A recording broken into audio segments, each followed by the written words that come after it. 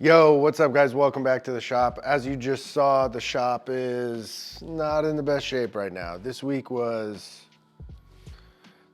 crazy. We have multiple things going on right now. We delivered a bunch of doors and drawers yesterday for a job, like 40 something drawer fronts and doors and drawers that got installed. And then we have this other oak built-in going on. We have the mudroom built-in from last week. We have a kitchen island that is in pieces. So today, Saturday, I consider like my bonus day. I can like get some extra things done in the shop. So I'm going to get this oak built in. We're gonna get that kind of buttoned up. I want to get another coat of paint on the mudroom built in. And then we are going to start piecing the island together, which is really cool. It's gonna kind of look like a piece of furniture. Rowdy's been working on that, and I'm gonna kind of take it from here today. And then we're gonna get this place a little bit in order, because coming into the shop when it's like this is not a good feeling. So we're gonna take some time and get things straightened out, and then we will do some work. Here we go.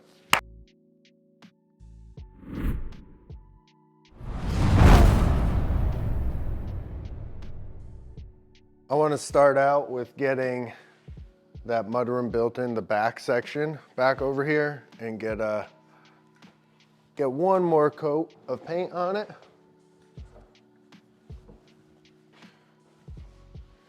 See if we can maneuver around in here a little bit. So obviously, if you saw last week's video, you saw me build that mudroom built in, and we got it painted this week. Alex got it painted, actually, one of my guys, and everything turned out great. This turned out great. I do want to get just one more coat on it, just because this is like the main kind of focal point of this thing, and I just feel like it could use another coat. One of probably the thing I get asked about the most is painting and finishing. And I do have a full video from earlier this year. I'll put it right here, on how I paint cabinets. So I'm not gonna go into the full run of painting and how I do everything again, but we will touch on it a little bit. And I just try and keep it really simple, and the simple approach that we've taken has worked great for me for years. So it's like one of those things, if it's not broke, don't fix it. There's a ton of information out there if you start looking into it about finishing, and there's different products and different spray setups, and you have so many options. You kind of just have to figure out what works for you. So, like I mentioned, figuring out what's gonna work for you. What works for me might not work for you. I spray airless sprayers because typically we are spraying a lot of stuff, and you're able to move fast, get a lot of material laid down quickly, and we get great results with it. The downside, airless sprayers create a lot of overspray and make quite a mess. We're lucky enough to have a space to do this in, and so it works great for us, and it's easy, and you can teach somebody how to do it, and it's a pretty simple system. I started out years ago spraying with HVLP, and I was in a garage. I was in a small garage. HVLP, you're gonna do a little better with the overspray. It's a much slower process. So if you have a ton of stuff to spray, it's definitely slower. If you're spraying small projects and stuff, HVLP might be perfect, might be the right thing for you. We're also spraying water-based products. I used to spray for the first 5 years I was in business. I sprayed lacquer. We sprayed tinted lacquers for colors, and then our clear was all lacquer, solvent-based lacquer. And we were in a different shop, a commercial shop, and we were able to do it there. In this building, we have neighbors right next to us, and with the lacquer and stuff, landlord, whatever, didn't really want us spraying that. I was tired of spraying it just because, man, that stuff is harsh. It's not good to be breathing in. Even with a respirator, like, you come in the next day and the shop still stinks, and you know, it's great. It's easy to work with. You can get really, really good results, but it also has its, you know, its cons. So we switched to a water-based product a couple of years ago, and it's been great. And so we're really happy with it, and that's what we spray. So like I said, if you're getting into spraying, try and keep it simple. I don't have expensive spray equipment. These are Graco X5 pumps from Home Depot. They're like 300 something bucks.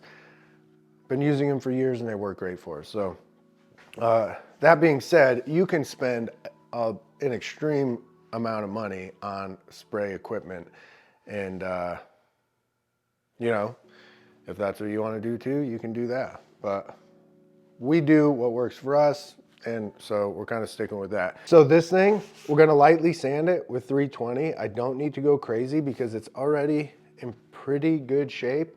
I just, like I said, I want to get another coat on it. So we're going to take 320, sand this down lightly, and then we'll hit it with one more coat. What I did with these, because these curved pieces here are poplar and this is MDF, I actually sprayed this whole thing with a sealer. I hit the whole thing with a sealer coat. Then we sanded that down, then we primed, then we did the top coat. The sealer, especially with poplar or even MDF with the water-based products, when you spray it on there, it really raises the grain. And especially on poplar, like that grain wants to show through that final coat. And the sealer kind of seals it up and prevents that from happening. So if you get in close here, you can really not see any of the wood grain. And also the fibers in the MDF with the water-based stuff really kind of pop through. So the sealer kind of helps with that. So that's what we did on this, and it's looking really good. And the products we're spraying, we spray, it's Gemini Evo. It's like a water-based lacquer. And so that's the primer we use. Every product that we spray is Gemini Evo. Why do we spray Gemini Evo? Because that's what my local paint store carries. There's tons of good products out there, water-based lacquers and stuff that you can get. So I think at this point, they're all probably pretty good. So just find a product that works for you. Find something that's easy to get. I like having it local because, you know, you can order finishes and stuff like that. But like, if we're like, oh crap, we're a gallon short, I can just call it in and then go pick it up in an hour. So that's why I like using a local paint store. But let's get this thing sanded and we'll hit it with another coat. Sponsor of today's video is Incogni. Now you guys have heard me talk about Incogni before, and if you're anything like me and you're running a small business or whatever, and you're on this a lot during the day, especially I'm always constantly checking emails throughout the day and things like that. And one thing I cannot stand is spam emails and all that sort of stuff. Now what Incogni does is they reach out to all these data brokers, these companies that buy and sell your data to other companies. They put in requests to have your information removed, which is amazing. So you'll stop getting those requests. Now you can track, once you sign up and you give them permission, you can track on their website all the requests that they've put in and all the requests that have been successful. And this is a constant thing. And so they are constantly staying on top of it and looking for your information from these data brokers and requesting to have it removed. So take your personal data back with Incogni. Use code Woodworks at the link below and save 60% off an annual plan and get set up with Incogni today. All right, here we go, sanding away. Like I said, I'm just using 320. The prep work on this thing has already been done. Like this already has a finish coat on it. So this is just a light sanding. I like to sand by hand just because you can really feel any imperfections and stuff like that. So that's how I prefer to do it. Anyways, here we go. Gonna start spraying this thing. Turn the fan on. Then I blow all this dust off. And then will wait a few minutes, let the dust settle in the room. I really need to change out my filters on my spray setup. And then we're off. Here we go. So the one thing about spraying with airless is if you're used to HVLP and you switch to an airless sprayer, it's going to seem like a fire hose. I use a fine finish 308 tip, so it's definitely dialed back a little bit, but it's still putting out way more material than you're going to get with an HVLP. So it does take a little bit getting used to, but once you get used to it, it works really good.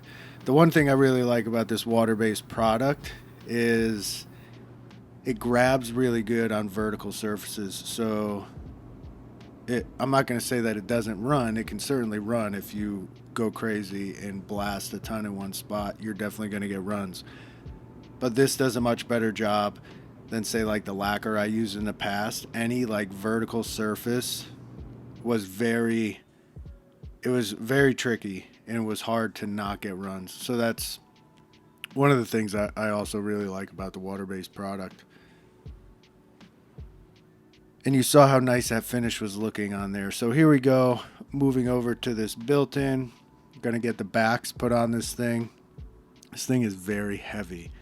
It's all 3/4 plywood. The backs are 3/4 plywood because I wanted them out of the same sheets that we got. So we ended up using 3/4. And I did glue the face frame on and then finish that cabinet, and I finished the backs separately. So I just set these on there, go around, brad nail them in place, and then I'll come back and pre-drill and screw them on. And anytime I open this door and I look out and I see the mountains, I can see the mountains out the door of my shop, and it's always like a good reminder for me. Like, I would have never imagined starting out in my tiny garage back in Connecticut that I would have a shop like this one day in Oregon looking out at like beautiful mountains. Like, it's just a good reminder, and to see how far I've come. And I'm grateful for everything, for all my clients, builders, everybody who's given me work over the years and made this thing possible. All right, so this is part of a big built-in. We got the backs on, and you can see our face frames, which I'll explain why in a minute, that they're 2 inches wide. But that leaves a gap in between our boxes here. And what I'm gonna do to help prevent this thing from just kind of flapping around is we're going to add 2 nailers, one at the top and one at the bottom, just to span this thing. It's going to help it really while we're moving it around. I also have them on the bottom because they're my spacers actually for the box that's underneath it, and will make that box flush with the inside edge of the face frame. So all that is going to help this thing just kind of be a little more stable when we're moving it around and delivering and installing it. So we'll get these on and then we'll flip it up, and I'll kind of explain the design on this thing. So I do the same thing with this, just brad nail it and then pre-drill and screw them on. This cabinet is not really going to be hanging on the wall. It will be screwed to the wall, but it's really going to be sitting on top of the cabinets below it. And then I can get this flipped over. And this thing is heavy, and I flipped it. I could have just flipped it the right side up the first time, but I flipped it 3 times. Yeah. All right, so this, like I said, is part of a big built-in. It's got a TV underneath it. This thing is, it's gonna finish at about 9 feet wide, and below the TV is just like this panel, and it's gonna have the metal mantle or hearth, I guess, that is going to go all the way around and wrap around the base of it, like in the drawing. So we changed the design on this a little bit. Originally, our face frames were all supposed to be 1.5 inches, and we were going to have lighting dadoed into the sides of these panels. Then it got changed to, we were going to have them up above, and then after going back and forth with the designer a little bit, ultimately what she decided was that we would make all of our face frames 2 inches, and that way, because she doesn't want the light to be shining down towards the TV, and if it's in the middle here, she just wants to make sure whatever, that the whole boxes are going to be lit up, but it's also not going to have light coming down in front of the TV, I guess. So we made all our face frames 2 inches.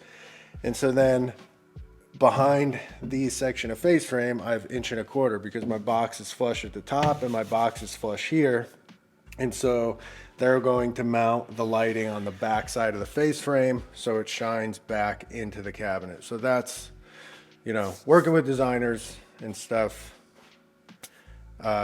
Ultimately, decision is up to them. So that's what we're doing for this. I think it's going to work good. And so we have on this side, we have a full panel that comes all the way down. This thing is going to be like, the bottom of this is like 7 feet up in the air, something like that. So panel coming all the way down, the face frame will butt into that. Then over here, we have a stile coming all the way down. And then the metal, they're wrapping the whole fireplace that's to the right with metal, and that's going to turn and butt into our face frame. And then below we'll have the TV, and then just like this big panel down below. Now, unfortunately, this thing is super heavy, and I'm not going to be able to mock this thing all up in the shop today just because I'm not that strong. But you get the idea. You saw the drawing. So this thing is done. I do have underneath here, on the bottom of the box, I have some 1/2 inch strips. So that way the box for the TV below, this will sit on top of that, and then that box will be flush with the inside or the bottom edge of this face frame. And then the back on the TV cabinet part, the back behind the TV is going to be a panel that's painted black, which we have to do today, by the way. And then this built-in is really done. All right, so I did want to show you guys how I'm going to do the back for the lower TV section. Like I said, it's going to be sprayed black. I am using 3/4 inch plywood, and this back is huge. It's got to be 105 and a half wide by 55 tall. So I don't have a sheet that big. So I cut up some pieces, and I'm going to biscuit and glue them together with LAMELLO Clamex connectors. The reason I'm using 3/4 plywood on this is because this is where the TV is going to be mounted. I didn't want to use 1/2 inch. I want to give them, you know, something good that they can screw into and hang the TV. There's still, you still need to hit some studs behind it, but I guess, I don't know. Wanted to use 3/4. And so the Clamex connectors are perfect for stuff like this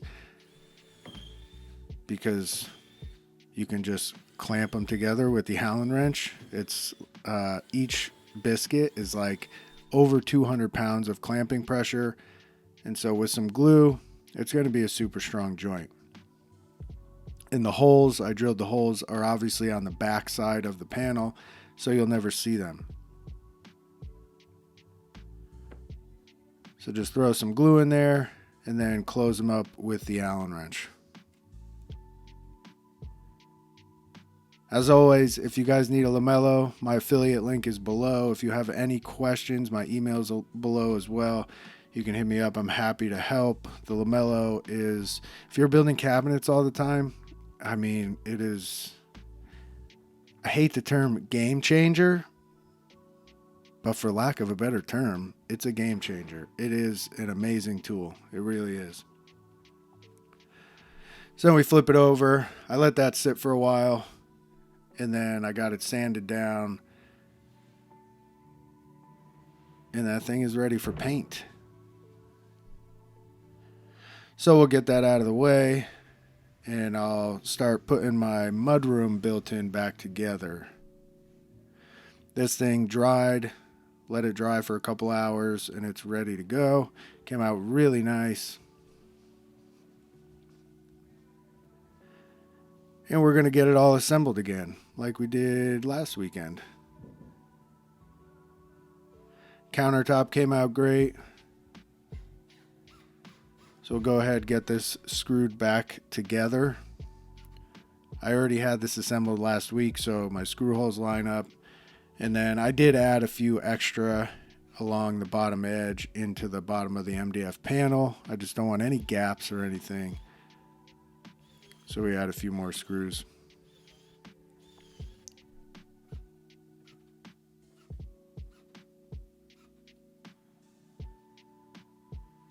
and I had some comments last week. Maybe it was on Instagram. I don't remember, but about that fan. Somebody was like, "Oh, you had me so nervous. You're going to hit the fan." I've hit that fan before. I may have hit it with my head, and I've also hit it with parts or cabinets trying to do stuff like this. So I'm aware of the fan now. I haven't hit, it's been a while since me and that fan went at it.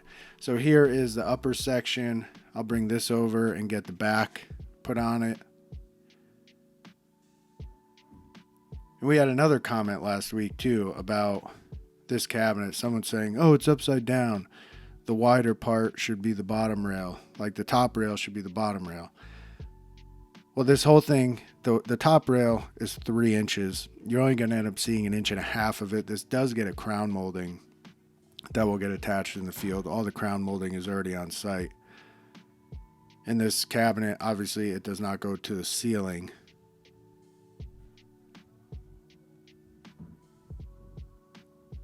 And I did add some biscuits. There's a biscuit on the left side and one on the right. Just a regular biscuit. I glued it in, and it just helps line up the outside of the right side and the left side. It just kind of drops onto the biscuit to keep everything right where it needs to go.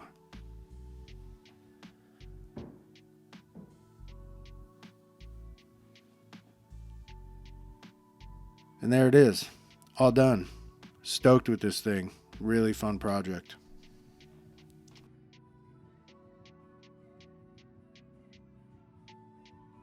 All right, so that's it for this one, guys. Hopefully you enjoyed it. I know we didn't do like a full painting video, but I think we touched on some things that hopefully help somebody.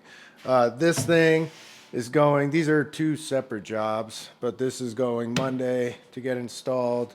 This will be getting installed on probably Tuesday. But yeah, that's it. I did clean up the shop a little bit. I didn't want to bore you guys with me cleaning the shop. Got some things organized. There's still a lot to do. The shop is far from where I want it to be. But yeah, that's it. Next week, back on my kitchen. I'm going to be working on my kitchen. So that's what we'll be getting into. But yeah, like, comment, subscribe, all that good stuff. And we'll see you next week. Peace.